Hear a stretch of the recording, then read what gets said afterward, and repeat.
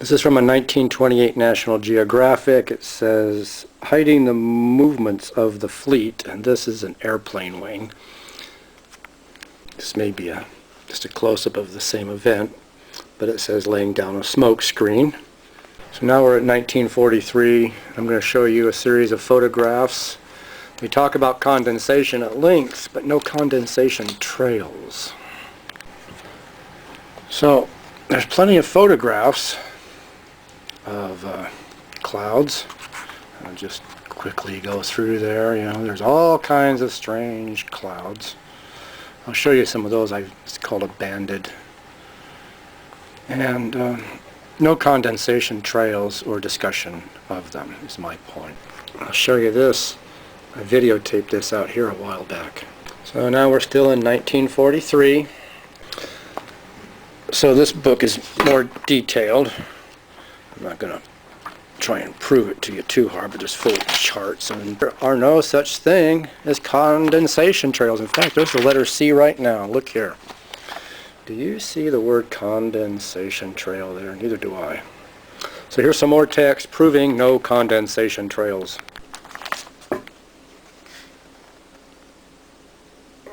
Here's some lots of stuff to know, but nothing about contrails.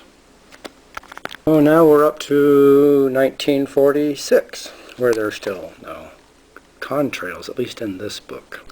Plenty of talk about it, condensation, but not about condensation trails. Got plenty of illustrations. Look familiar there? Huh? But no contrails.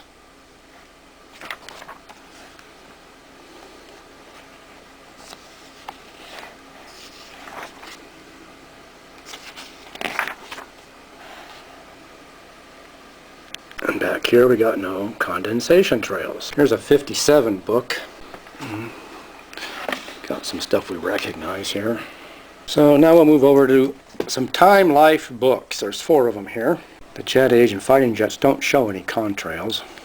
And then we get here. Now I can believe this. This is art, not a photograph. Okay. Alright, believable. More art.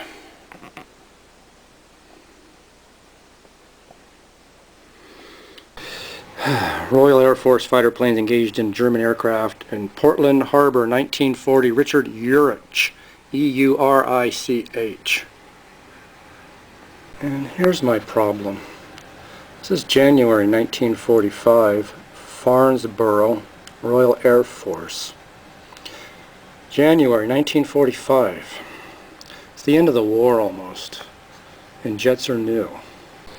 The sky is crossed in every direction by contrails of different ages. This is the International Cloud Atlas. It's 1956. This is the complete unabridged edition. The other editions of this, which I have, 1960 something and 1987, use these same photographs. I think it's a valid question to ask why.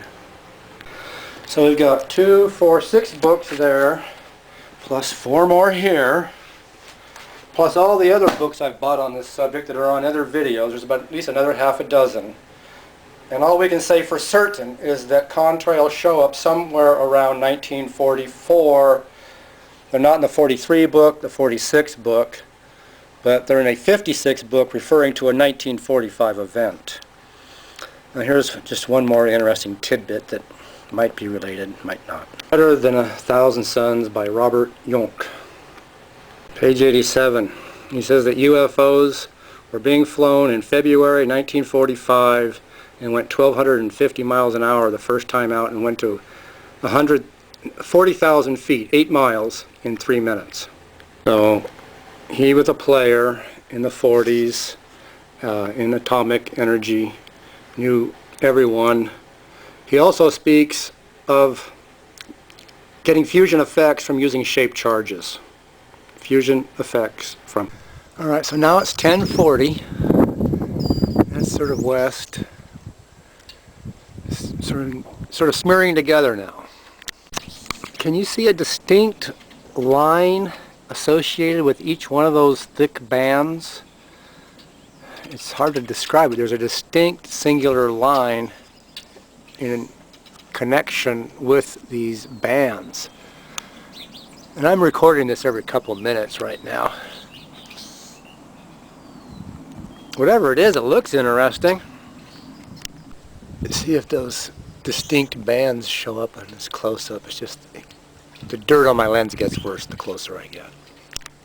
Yeah, I play this back to see how accurate the reproduction is, and this is pretty much what I'm seeing. It's interesting. These two planes did.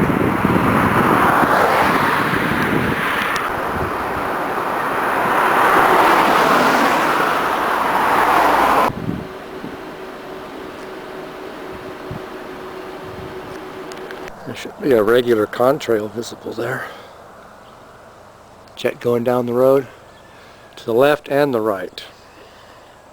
Opposite directions.